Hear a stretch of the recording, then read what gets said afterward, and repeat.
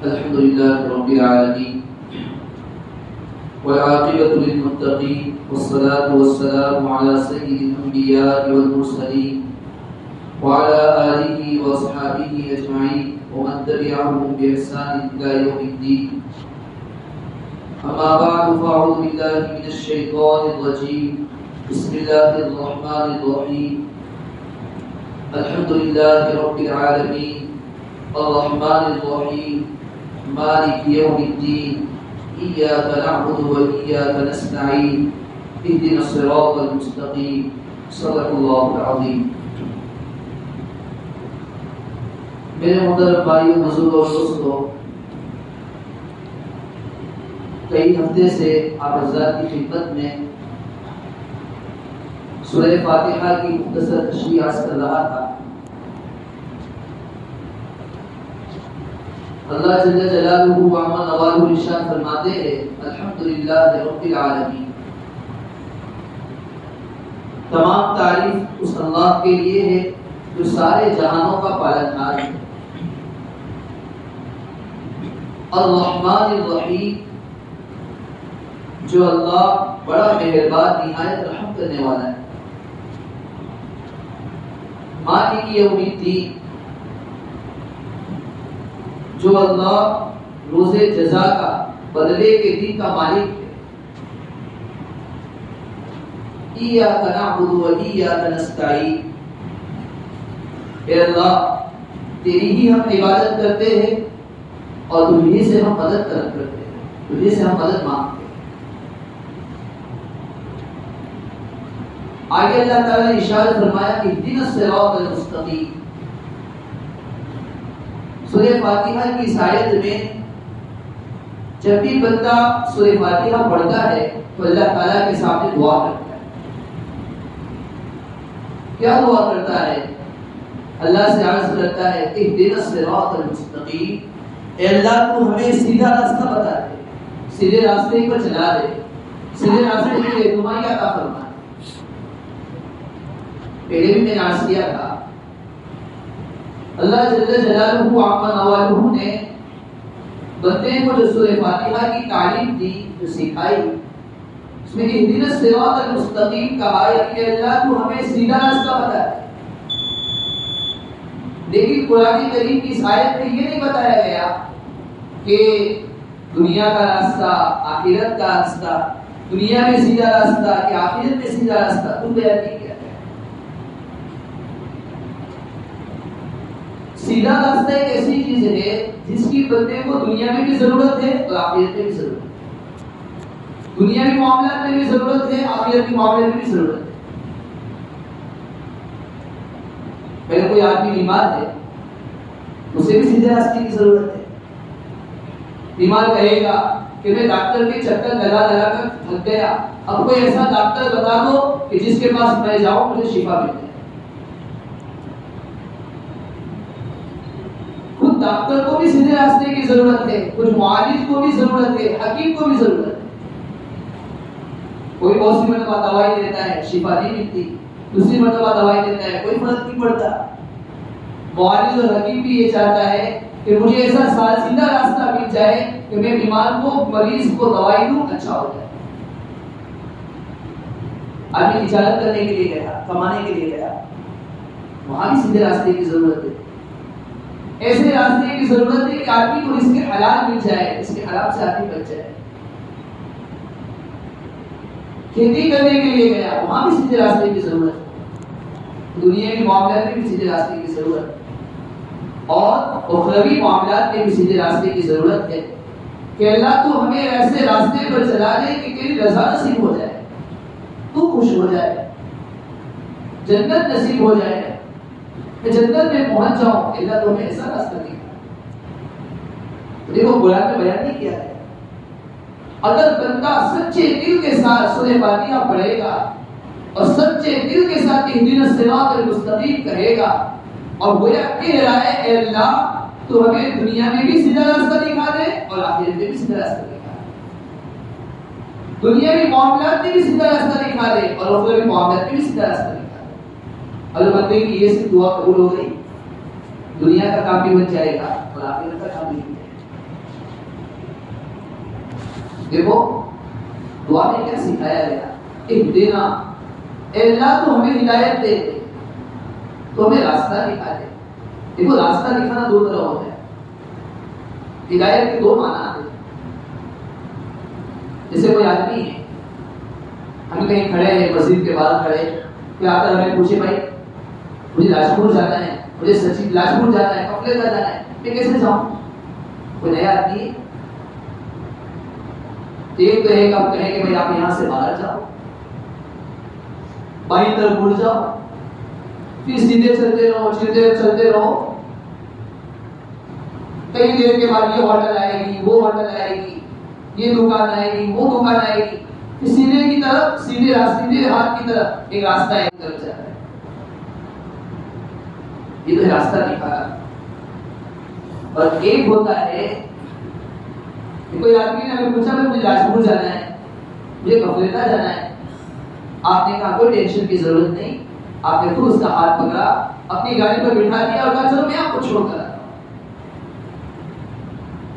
تو ہدایت بھی دو طرح کی ہوتی ہے، ایک ہے ہدایت وہ عام ہے، مسلمان کے لیے بھی، کافر کے لیے بھی، غیر مسلم کے لیے بھی، وہ قرآن ہے، قرآن نے بیان کر دیا ہے، توحید کو اپناؤ، آخرت کو مانو، نبی علیہ الصلوۃ والسلام کی رسالت کو مانو، آپ علیہ السلام کے رسول ہونے کو مانو، تو سب کے لیے۔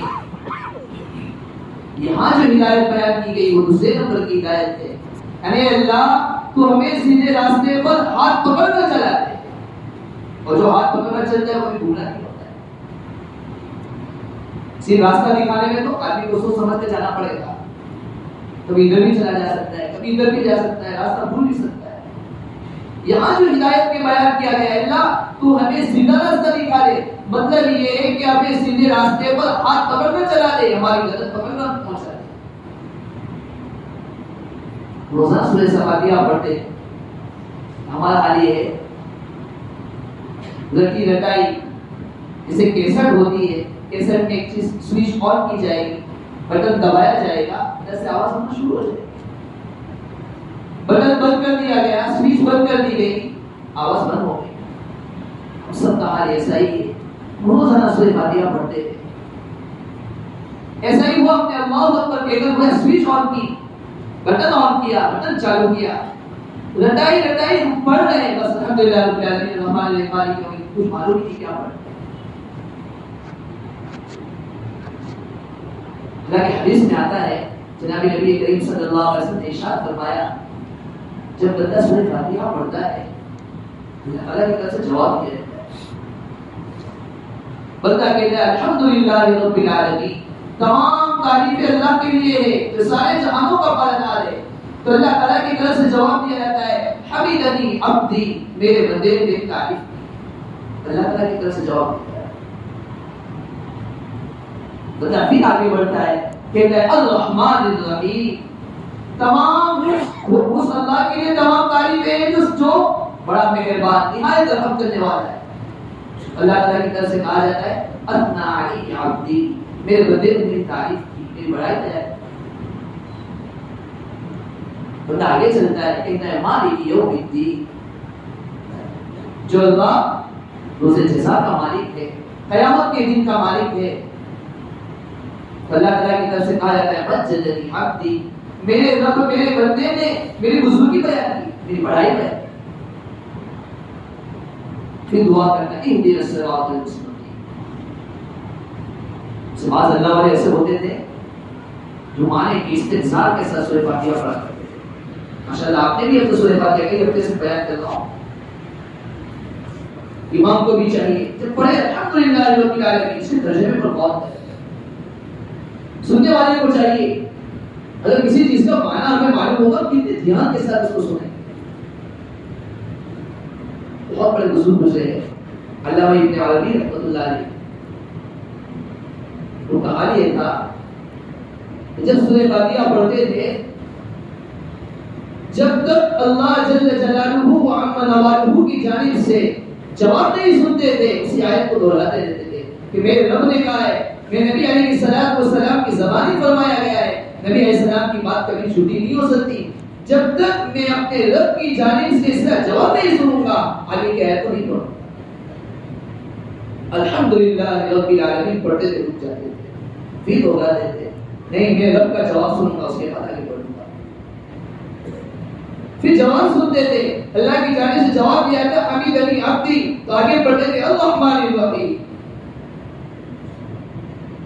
اسی کو دوہراتے رہتے، ٹھہر جاتے تھے. رب کی جانب سے جواب سنتے تھے اثنا علیک عبدی، تو پھر جواب آگے پڑھتے تھے مالک یوم الدین. کیسا استحضار تھا، اور کیسا اللہ کی بات پر، نبی علیہ السلام کی بات پر کیسا اعتماد، کیسا بھروسہ. اهدنا الصراط المستقیم، اللہ تو ہمیں سیدھا راستہ دکھا ہے. دیکھو دنیا میں معاملات بھی آدمی کے بنتے ہیں، اور ابھی معاملات بھی بنتے ہیں. سچی سے آدمی کو یقین کا ہونا. حضرت مولانا رشید احمد صاحب گنگوئی رحمۃ اللہ علیہ بہت بڑے بزرگ سے، ان کے پاس ایک مرتبہ ایک عورت آئی، اور آ کر کہنے لگی کہ میں روزانہ بال بناتی ہوں، مان بنانے کی کوشش کرتی ہوں، لیکن میری مان ٹیڑھی بنتی ہے، سیدھی بنتی نہیں، میرے بال ایسے مان بناتی کچھ بھی ٹیڑھی ہو جائے، سیدھی مان بنائی نہیں جائے، پریشان تھی. حضرت مولانا رشید احمد صاحب گنگوئی رحمۃ اللہ علیہ کے پاس آ کر کہنے لگے حضرت مجھے کوئی تعویذ دے دو، ایسی تعویذ دے دو جس کی وجہ سے میری مان سیدھی ہو جائے. حضرت نے کہا بھائی اس کا تعویذ تو میرے پاس کوئی بھی نہیں، اس کا کیا تعویذ ہے، کوئی ہے نہیں تعویذ اس کا. عورت کہنے لگی آپ اتنے بڑے اللہ کے ولی ہیں، اتنے بڑے بزرگ ہیں، آپ کی ہر بات قبول ہو جاتی ہے، آپ کی دعا قبول ہوتی ہے، آپ پیٹ میں ڈوب رہا ہے تو تعویذ، سر میں ڈوب رہا ہے تو تعویذ. دعا کرنے کی فرصت نہیں، اللہ کے سامنے مانگنے کی فرصت نہیں، اللہ کے سامنے ہاتھ پھیلانے کی فرصت نہیں. انسان ہے، آدمی بوڑھا ہوتا ہے تو سب کچھ ہوتا ہے. پھر اولاد آ کر کہنے لگی کہ حضرت مجھے تعویذ دے دو، اصرار کرنے کی. حضرت نے سوچا اس کو کیا تعویذ کر دوں، چنانچہ انہوں نے کاغذ نکالا، اس میں لکھا کہ اهدنا الصراط المستقیم. یہ کاغذ دیا اور کہا کہ روزہ اس کو سر کی طرف دیا. عورت نے ایسا نہیں کیا، تعویذ دیا جس کے اوپر اهدنا الصراط المستقیم لکھا ہوا تھا، اس کو سر دے دیا. دعا کی تاثیر تھی، قرآن کریم کی آیت کی تاثیر تھی، حضرت کے لکھے ہوئے ہاتھ کی بھی تاثیر تھی. سر میں رکھا، ان کی ماں بالکل درست ہو گئی. جب بھی اپنا کی ماں بالکل سیدھی پڑتی، وہ تعویذ کا عمل شروع کر دینا. جب بھی قرآن میں جیسے صراط المستقیم کر دیتی تو بات بزرگ ہے. اس سے پہلے میں نے آپ کو سنایا تھا، بعض اکابر کا معمول یہ تھا جب بھی کوئی تعویذ دینے کی اجازت کچھ بھی لکھ کر ہی دیتے، بسم اللہ الرحمن الرحیم لکھ کر دیتے، اور ان کی رات کی آہوزاری کی تاثیر ہوا کرتی تھی. رات کے وقت اللہ کے سامنے مانگنے کی تاثیر ہوا کرتی تھی، جس کو کچھ بھی لکھ کر نہیں دیتے تھے اثر ہو جائے. بعض دعاؤں کی وجہ اللہ تعالیٰ نے تاثیر رکھی، اور بعض کی راتوں رات کی آہوزاری کی وجہ سے بھی اللہ تعالیٰ اس کی دعا کے اندر، اس کی تعویذ کے اندر تاثیر اثر رکھتی ہے. اب تو ہمارا حال یہ ہوتا ہے، بہت سارے لوگ جو 5 وقت کی نماز کا اہتمام کرنے والے نہیں، جن کے سر پر ٹوپی نہیں، جن کے چہرے پر شدید داڑھی نہیں، کبھی قرآن کریم ان کے ہاتھ میں نہیں، ایسے اندھے ہو گئے، ایسے اندھے ہو گئے. جب ہم بیمار ہو گئے، ہمارے گھر پہ کوئی حالات آئے، ہم فوراً کسی کے پاس نہیں چلے. نے یہ نہیں دیکھا کہ قرآن سے عمل کر رہا ہے، حدیث سے عمل کر رہا ہے، قرآن کو جاننے والا ہے یا نہیں، اس کی زندگی کیسی ہے، اس کے حالات کھا رہا ہے، اس کے حرام کھا رہا ہے، کچھ نہیں دیکھا. جو دیکھا ہے تعویذ دیکھا، اس کی گھر پر لائی کر کے بتا دیں. تمہارا شدہ صاحب کوئی رحمۃ اللہ علیہ چنتا نہیں کرے گی، اهدنا الصراط المستقیم، اس کی ماں بالکل درست ہو. اس سے ایک بات اور بھی معلوم ہوئی، آدمی کے اوپر کوئی بھی حالات آ جائے، کوئی پریشانی لاحق ہو جائے، اس سے پہلے میں نے عرض کیا تھا انسان کو چاہیے اللہ تعالیٰ کی طرف رجوع کرے. حضرات انبیاء علیہ السلام کو بھی تکلیفیں آئی، ان پر بھی مشقتیں آئی، ان کو ستایا گیا، لیکن انہوں نے سب سے پہلے اللہ تعالیٰ کی طرف رجوع کیا. دیکھو روزانہ سورۃ فاتحہ پڑھ کر کوئی یہ بھی تعلیم دی جا رہی ہے کہ بندے کو چاہیے اللہ جل جلالہ و عظم نوالہ کی طرف رجوع کرے. اللہ کے سامنے مانگتے. آپ نے سنا ہوگا کہ جلیل القدر نبی حضرت یونس علیہ السلام قرآن میں مختلف جگہ پر ان کا واقعہ بیان کیا گیا ہے. کسی جگہ پر ان کو قرآن میں ذنون مچھلی والے یہ بھی کہا گیا ہے, صاحب الحوت مچھلی والے یہ بھی کہا گیا ہے. کئی جگہ پر ان کا نام لے کر کہا گیا وَإِنَّ يُونُسَ لَمِنَ الْمُرْسَلِينَ.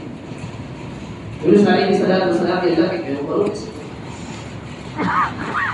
جیسے ہر نبی کی عادت تھی اور ہر نبی کو حکم دیا گیا تھا کہ اپنی قوم کو تعلیم دے, اپنی قوم کو اللہ تعالیٰ کی طرف بلائے. ایسے یونس علیہ السلام نے اپنی قوم کو بلایا, وحدانیت کی تعلیم کی, توحید کی تعلیم کی. کئی سال تک انہوں نے اپنی قوم کو سمجھایا, قوم ماننے کے لیے تیار نہیں. اور عام طور پر قوموں کا جو حال ہوتا ہے کہ نبی کی مذاق اڑانا, نبی کو تکلیف پہنچانا, یونس علیہ السلام کی قوم نے بھی ماننے سے انکار کر دیا.